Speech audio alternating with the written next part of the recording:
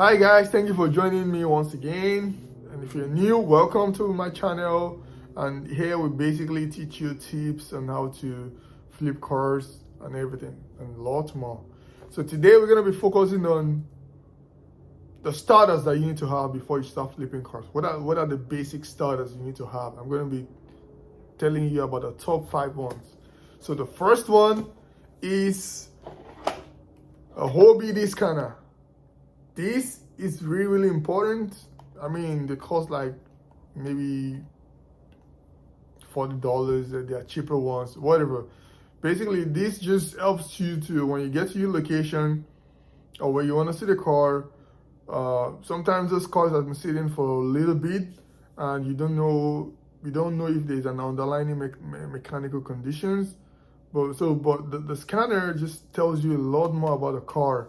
If it has a blown engine or something that has to be with mechanical eating things, this helps you to detect those things. And unfortunately, if you want to, like, these are one of the challenges that you might encounter when trying to buy a car, is when you get there, sometimes the car has been tampered with. There's a code on the car, and sometimes there are people who just erase those codes. So the OBD scanner just helps you detect those saved codes or erased codes. It just bring them to light.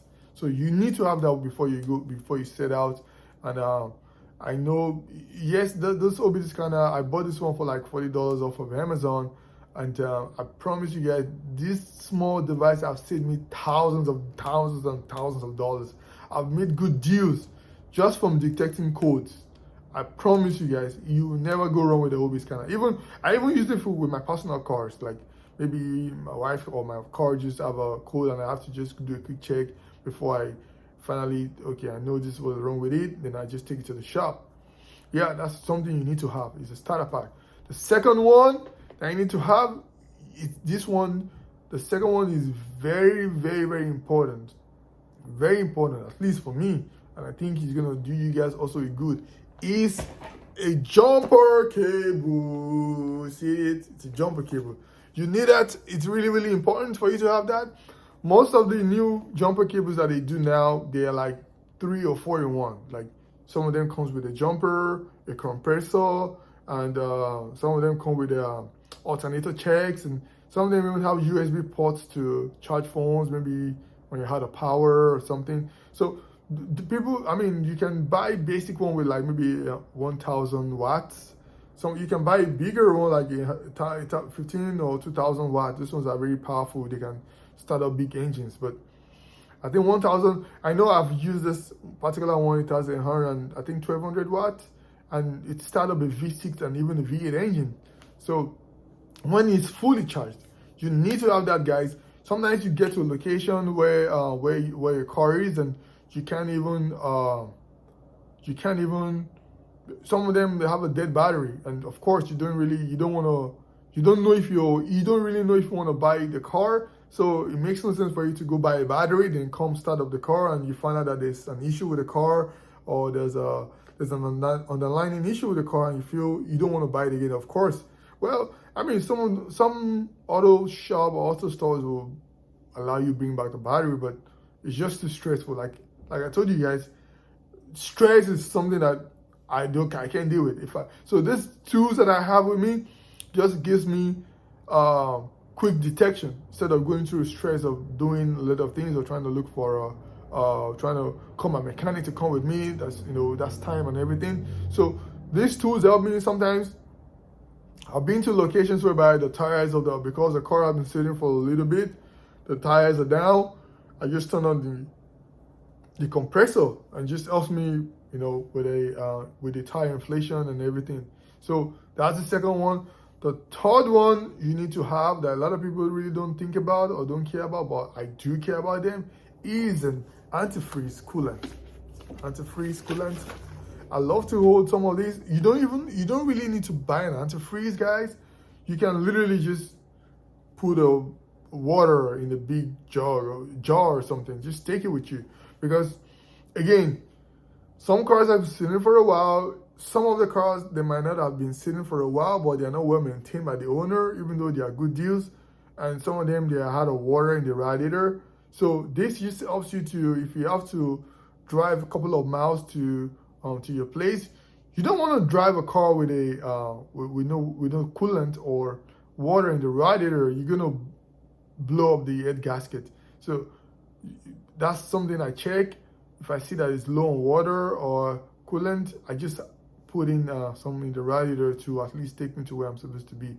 Then I can, I can just basically just make sure that the car wouldn't just give up on me on the freeway or while I'm on my way home after I bought a car. The first one that I think also a lot of people might really overlook, they might not have, but this has also helped me time and time again, is engine oil. Guys, you need to, even if it's just a quart of engine oil, just take it with you. Again, some of those cars are not well maintained. Some of them have been sitting for a while. Some of them, the owner just refused to do a oil change for a long time because they feel they're gonna sell the car anyways. Why would they spend money on trying to, buy a full synthetic or synthetic oil? I mean, it's just waste of money. I'm gonna sell the car. Because a lot of people have this mentality like, I don't want to spend more money on any car if I'm going to sell it. So you as a buyer, for you to be on the safe side before purchasing a car, it's better for you to just go with, at least just take a quart of oil. Just take a quart with you. Just help you with, again, you don't want to run a car low on oil. You're gonna blow up the engine, especially when you're driving about a couple of miles away from you're driving a couple of miles away, and you don't want to be running. The last thing you want to do is drive a car without the oil. That's the last thing you want to do. Again, you're trying to flip the car. You want to make sure that the car is well, greased, if you will. So take a quart. Of course, do a quick oil check. Take out the dipstick, clean it up. Do it at least 3 to 4 times. And make sure that the car is not running while you're doing this, because by so doing, you won't really get the accurate amount of gauge of the oil. So make sure the car is well sat, or it's like on a position for a little bit of time, so that by so doing, you can get the accurate, you can get the accurate measure of the oil. So then if you think it's low on oil, just take the quart, pour a little bit of it inside the engine, so that at least it's to take you to at least where you need to be. And if you need to do a oil change later on, just get the oil change done. Do your cleaning, do your vacuuming, especially when you know this car is an excellent car. Yeah, so that is something that really helped me all the time and time again. I have them with me. Like, even when I have sometimes I have no use for these things. A couple of times I actually have no use of any of these things. Because I've seen some buyers that just buy these things. Oh, they had a battery. They just buy a new battery because they know they're going to sell the car. And it just depends on what you want to buy and who the seller is and everything. The last but not the least, guys, is I really don't have one here with me, but I'm going to just throw it out there, just on the screen. Is a brake fluid. Brake fluid. Again, most of those cars are sitting for a little bit. Some of them are not well maintained. There's just a lot of underlying condition that can go wrong when you get to the place of the seller or where you want to buy the car. And the last thing you want to experience is when you're driving a car down the freeway and your brake is out. Some of them have zero brake fluid in them. So you want to make sure that you have a brake fluid with you to put in the brake section. Again, it's really, really important. Some of them, because over time when the car is on ground for a long time, for some reason the master, especially most newer cars, they come with master brakes. The master brake just sucks up all the brake fluid, and because it's sitting on ground, some of them even prior to packing, they are low on brake fluid already. So you want to just have a brake fluid with you, so that even if you finally decide to buy the car, or you're not just winging it, trying to like, okay, I'm just gonna drive home, everything's gonna be fine. No, guy, you don't wanna. Everything's gonna be fine. You don't wanna put yourself at a very big risk.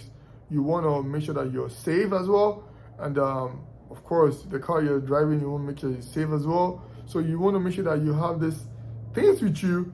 Just again, like I said, tons of times, I probably have no issues to even use I probably have no need for those things, but it's very, very important for me to just have them just on my car, while I'm heading to a client's place, and before I can purchase a or probably make a deal with the seller. And again, thank you guys for joining me once again. And I told you, and hopefully you guys have been enjoying some of my tips. And there's a lot coming your way. Stay tuned, and I'll see you next time.